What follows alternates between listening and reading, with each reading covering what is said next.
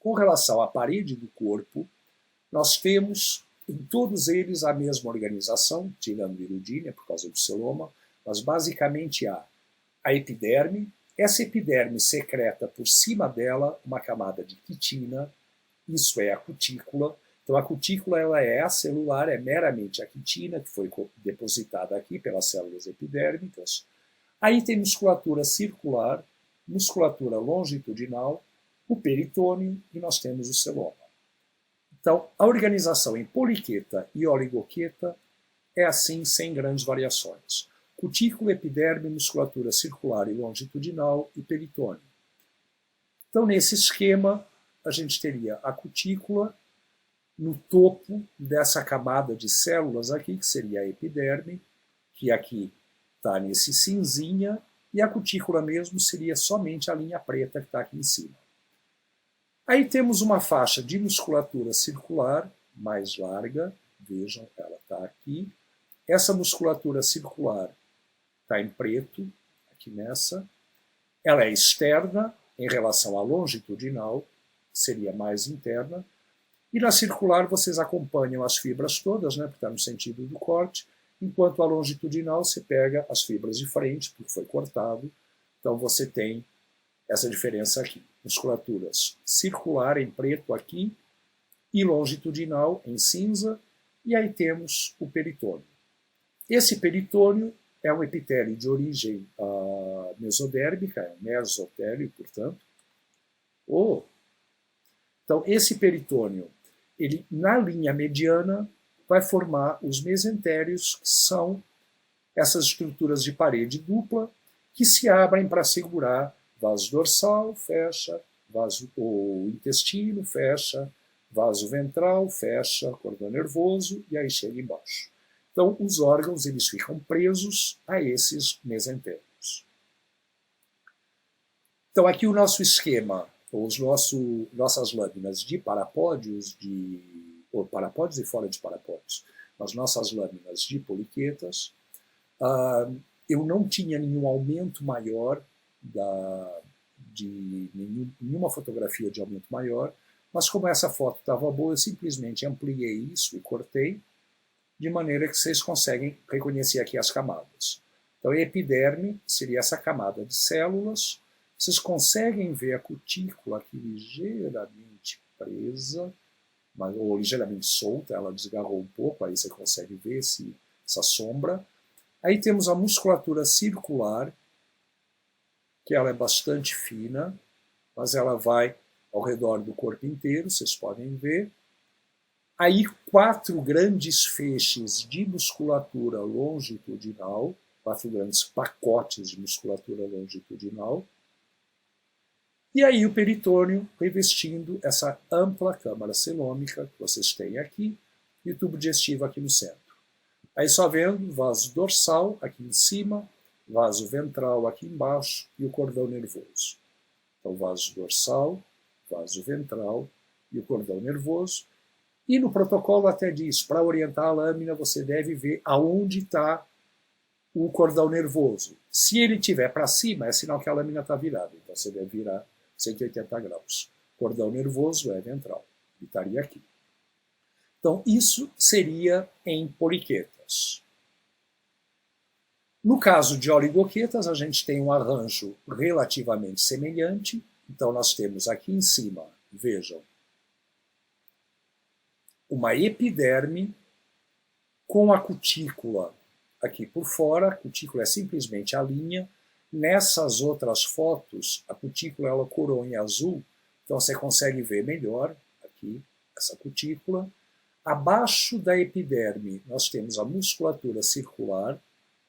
Vejam como dá para acompanhar bem as fibras, porque é exatamente no mesmo sentido do corte da navalha.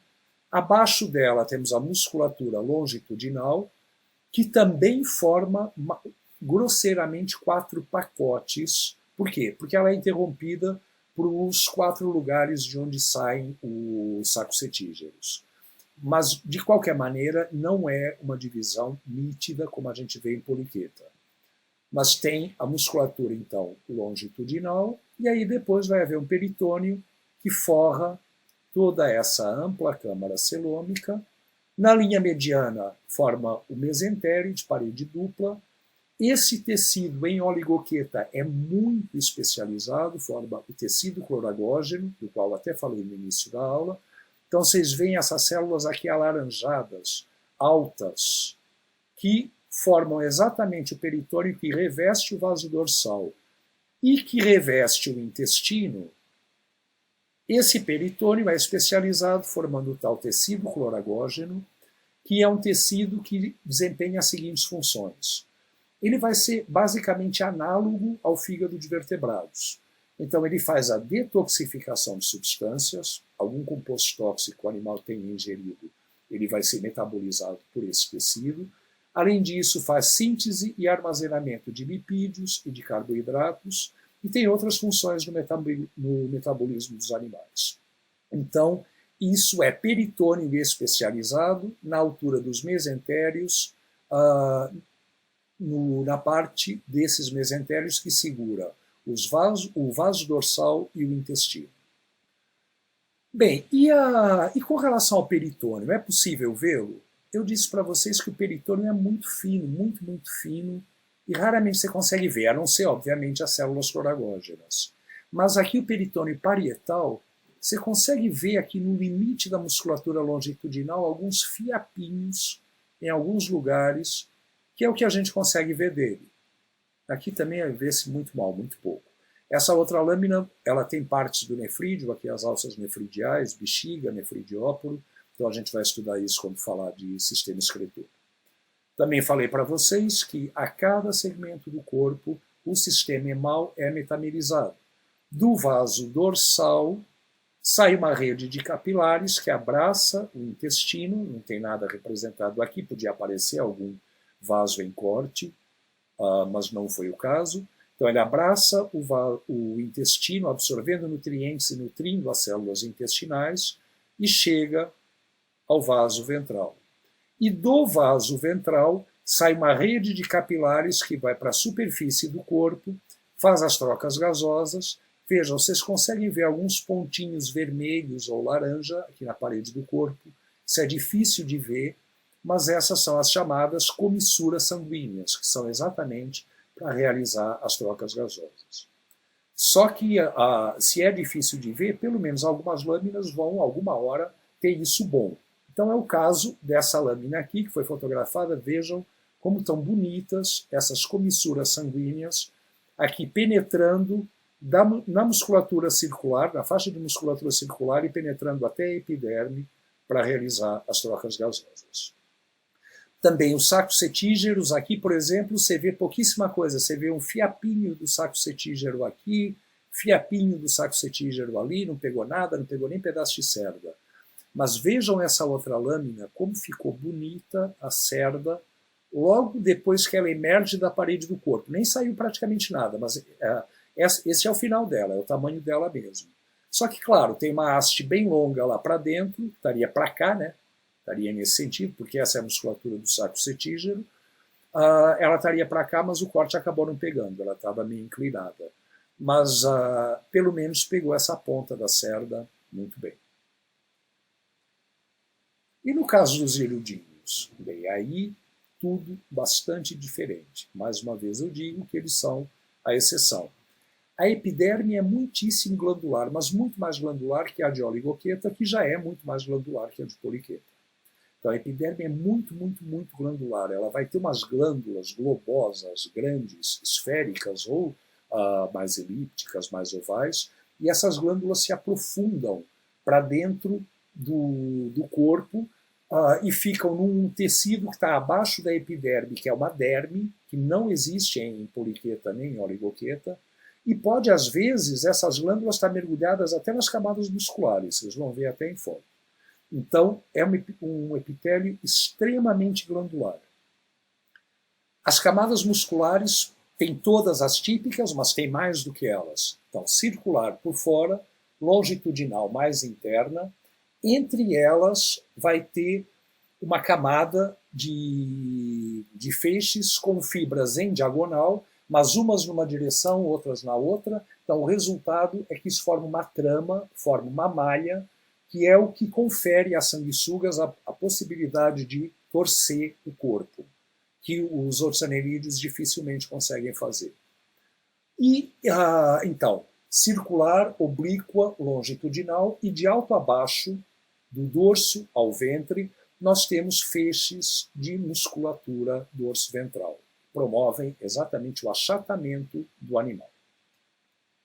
E há, como eu já falei, uma grande redução do celoma. O celoma encontra-se restrito a 4 canais longitudinais, dorsal, ventral e laterais, e aos sistemas de vasos capilares que os conectam entre si. Mas fora isso, não há aquela cavidade ampla.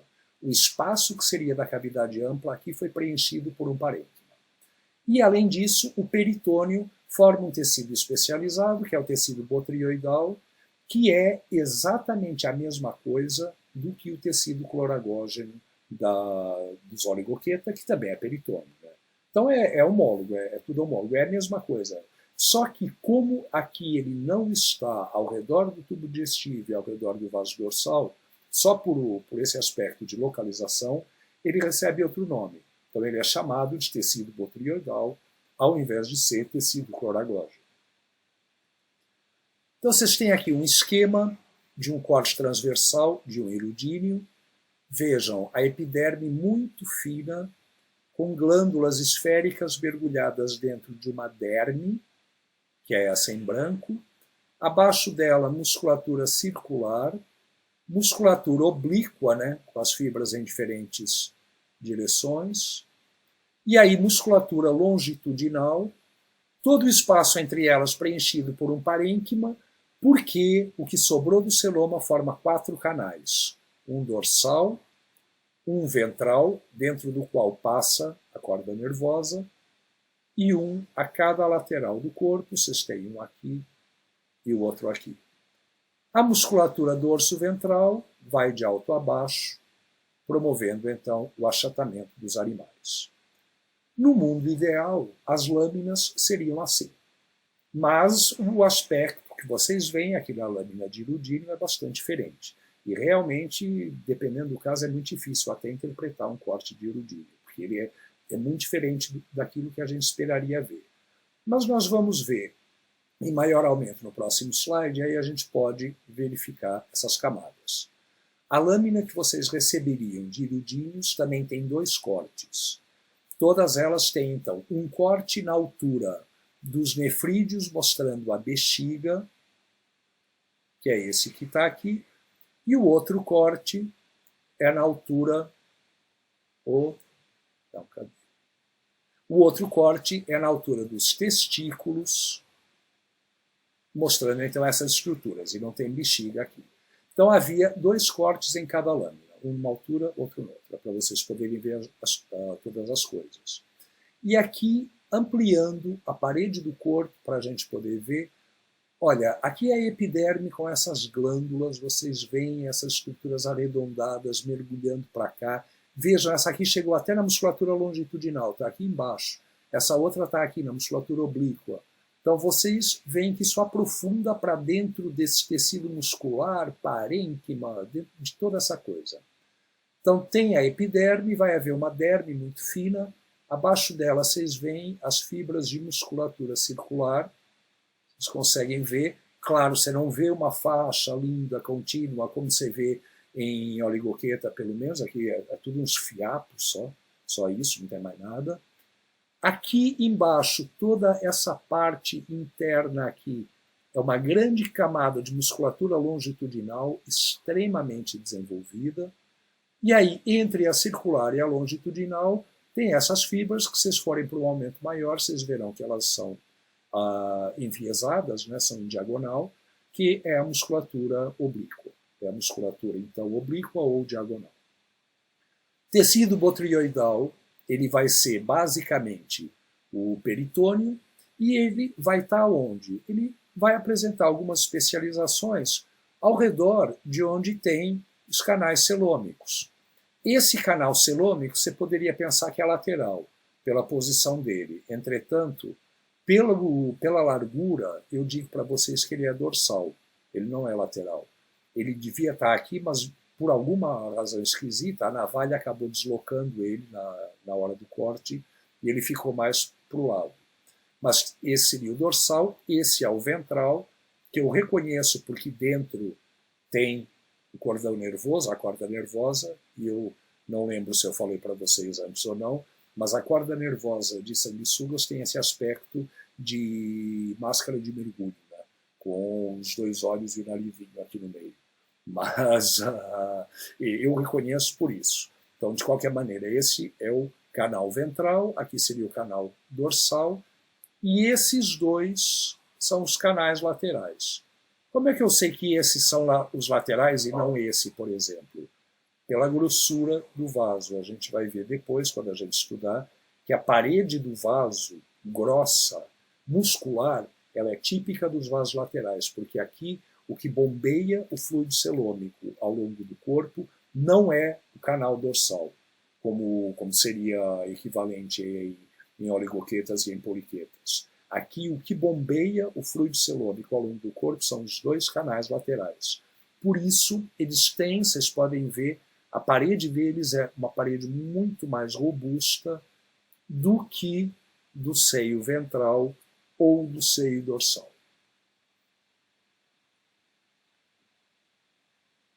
Com relação à digestão, esses animais são protostômios, ou seja, o blastóporo embrionário, ele vai dar origem à abertura da endoderme mais voltada para a região anterior, ou seja, para a boca. Por quê? Porque eu já falei para vocês que, apesar da lenda ser blastóporo origina boca ou ânus, boca e ânus nunca são originados diretamente do blastóporo, e sim são invaginações da ectoderme. Um estomodeu, no caso da boca, estoma, e proctodeu, procto é ânus, no caso do ânus. Então, ambos são invaginações da ectoderme. Na verdade, o que o blastóporo vai indicar é a abertura mais próxima da parte anterior, que seria a boca, no caso dos protostômios, ou da parte posterior, que seria o ânus, no caso dos deuterostômios. Então, o intestino é dividido em 3 regiões. São as duas invaginações, né? Estomodeu e proctodeu, intestino anterior e intestino posterior, e a região do meio, que é toda endodérmica, que é o intestino mediano. Essa região do meio não tem cutícula, porque ela é endoderme. Já anterior e posterior são revestidos de cutícula. Então, a região do meio é a responsável por realizar a digestão química, né, a secreção de enzimas e digestão dos nutrientes, e também a absorção desses nutrientes para dentro do sangue ou do fluido celômico. A parte anterior e posterior, por sua vez, são revestidas de cutícula. Tendo cutícula, principalmente a parte anterior, é muito comum que haja o aparecimento de estruturas córneas, então dentes, mandíbulas, maxilas e etc., para ajudar na captura, manipulação e trituração do alimento. Então vejam aqui, ó, esse é o nereidídeo dissecado, mostrando aqui a região anterior do trato digestório, tudo isso então é o intestino anterior. Aí vocês têm aqui o prostômio com os olhos, as antenas e tal, e aqui vocês veem um nereidídeo também, mas vocês veem uma estrutura aqui por fora, ou para fora, que não aparece aqui. Por que não aparece? Simplesmente porque ela está invertida. Isso é uma faringe eversível, ela fica para dentro, ou ela pode ser virada para fora para capturar o animal. A gente vai ver umas fotos melhores no próximo slide, mas vai haver 2 anéis nessa faringe invertida. Um anel está próximo das mandíbulas ou maxilas, tanto faz, que é o chamado anel mandibular ou maxilar, enquanto outro anel está mais perto da boca, estaria aqui, então que seria o anel bucal. Então tem esses 2 anéis, e reparem que esses anéis também estão cheios de dentículos aqui em cima, além das próprias mandíbulas que a gente tem aqui. Esses dentículos, então, são especializações de quitina. São quitina mais especializada, mais endurecida, que vão triturar o alimento. Aqui nós temos uma minhoca, também a região do intestino anterior, e vocês vejam, essa é a faringe. Bem, em primeiro lugar, o que minhoca come? Vocês devem lembrar, minhoca come terra. Então, o que a minhoca vai fazendo o tempo inteiro? À medida que ela vai caminhando, e vocês veriam isso na aula prática, à medida que a minhoca vai caminhando, ela everte e inverte a faringe o tempo inteiro. Everte, inverte, everte, inverte, everte, inverte. Essa faringe ela é cheia de células sensoriais que detectam, então, a presença de alimento na terra, que é o que ela come. Então, ela vai, everte a faringe, a terra gruda aqui, ela inverte isso, ingere essa terra e ela detecta se tem uma quantidade boa de matéria orgânica, não, se o tipo de matéria orgânica é o que ela quer, se não, se é muito ácido e tal, tal, tal. Então tem uma série de receptores sensoriais aí.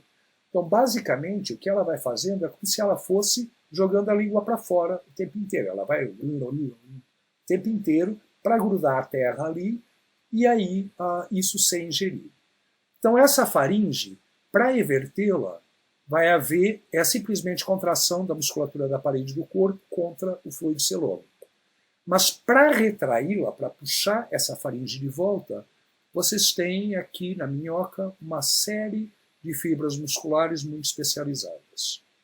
Depois da faringe vai haver um esôfago, pode haver um papo, que é só armazenamento, não tem mais nada, o material só fica ali sendo armazenado até haver espaço no intestino para ele poder ser digerido.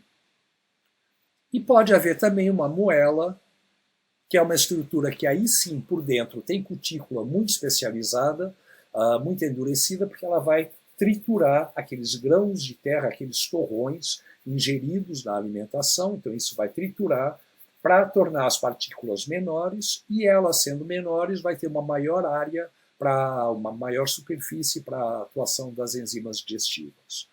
Então, na aula prática, na dissecção, nós pedíamos para vocês, ao final, cortarem essa moela para verem como é que ela é por dentro, para poderem ver exatamente esses dentes, esse revestimento córneo, que é de quitina. E aqui? Aqui nós temos a linda e sedutora boca de um irudo, de uma sanguessuga. Essa é a ventosa anterior, a boca está aqui.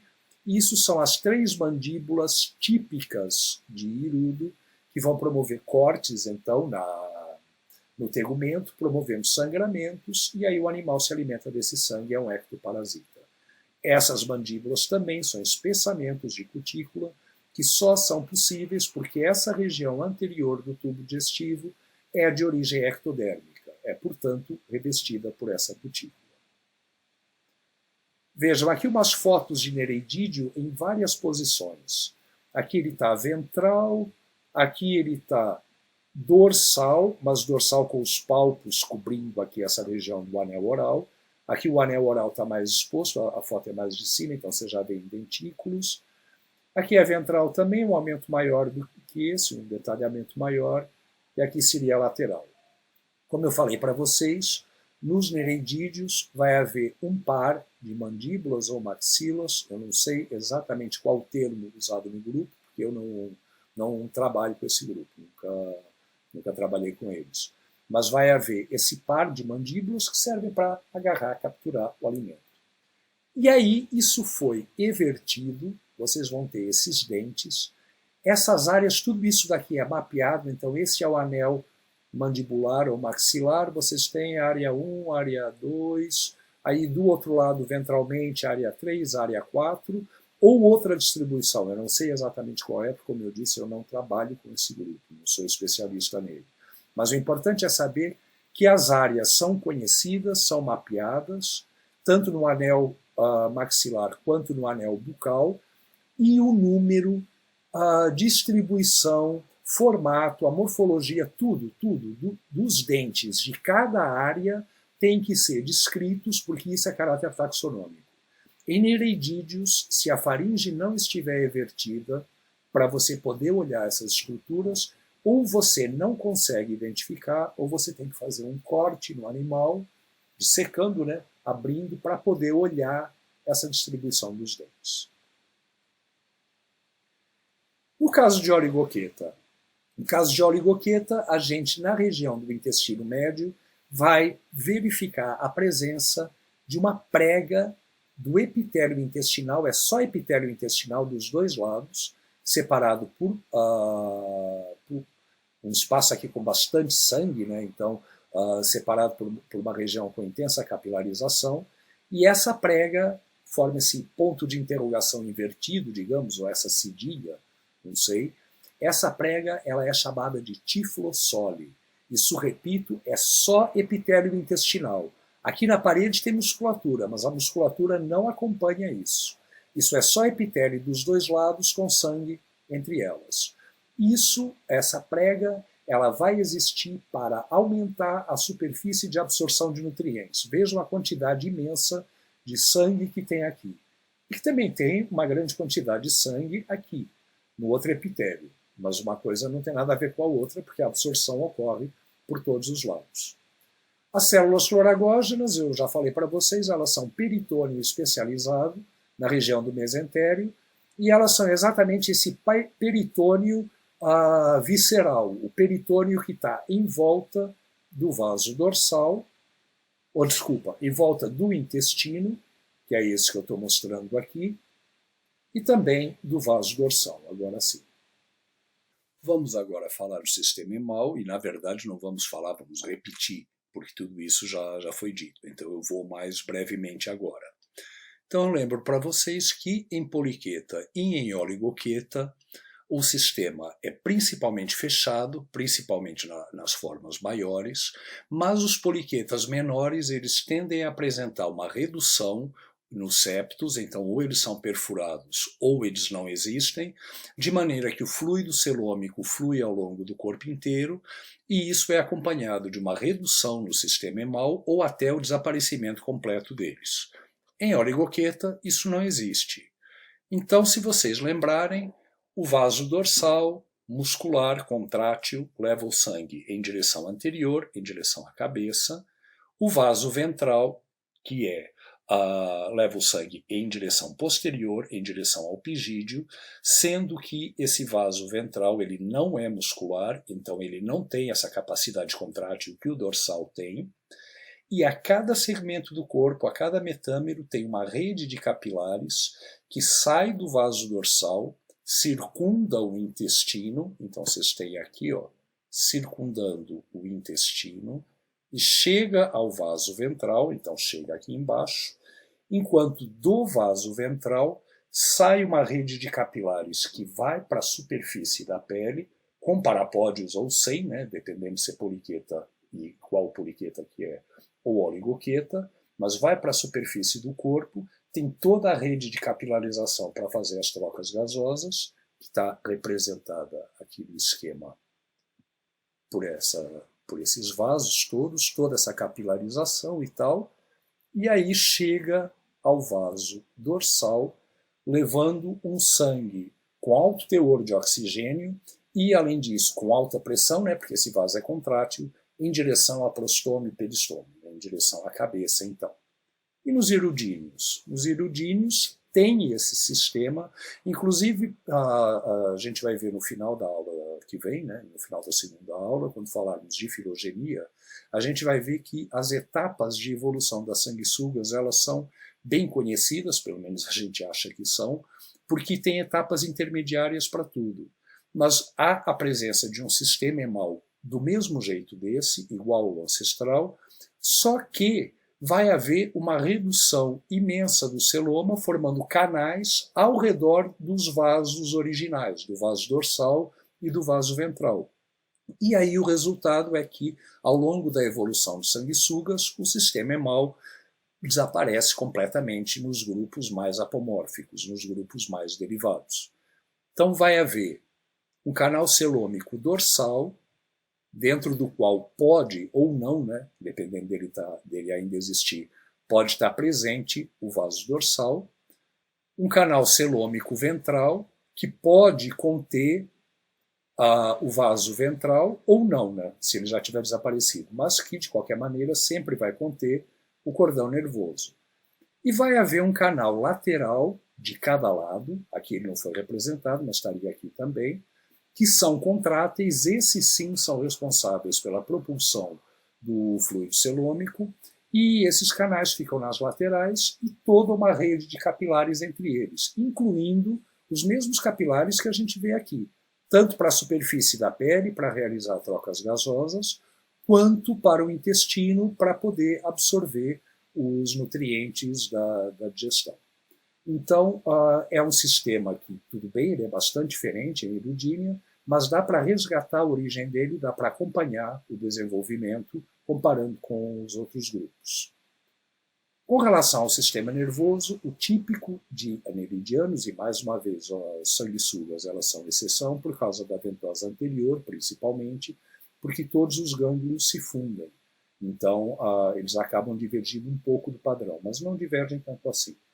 Agora, tanto oligoqueta quanto poliqueta têm basicamente os gânglios supra- e subfaríngeo. O suprafaríngeo, então, acima da faringe, a faringe estaria aqui por dentro, né? O tubo digestivo está passando aí no meio, então vocês têm um anel ao redor da faringe, a faringe aqui no meio, um gânglio em cima, que seria o gânglio suprafaríngeo, e um gânglio embaixo, que é o subfaríngeo, um acima, outro abaixo. No caso de minhocas, vocês veem que tudo isso é um pouco recuado em relação à faringe, em relação a prostoma e peristoma, é tudo mais para trás, porque as minhocas na terra, frequentemente, elas lesam a parte anterior à medida que elas vão comendo, esbarram numa pedra, alguma coisa assim, elas podem lesar, então o cérebro já está mais recuado, já foram selecionadas formas, né, que tem esse cérebro um pouco mais recuado. Então ele é chamado de gânglio cerebral, ele pode ser suprafaríngeo ou supraesofágico, caso ele esteja um pouco mais para trás, esteja em cima do esôfago. E da mesma maneira, o gânglio subfaríngeo pode ser também chamado de subesofágico se ele estiver um pouco mais recuado. Mas a organização é basicamente a mesma. O gânglio subfaríngeo é apenas o primeiro de uma longa série de gânglios que vai haver ao longo desse cordão nervoso, um gânglio para cada metâmero, no caso de oligoqueta.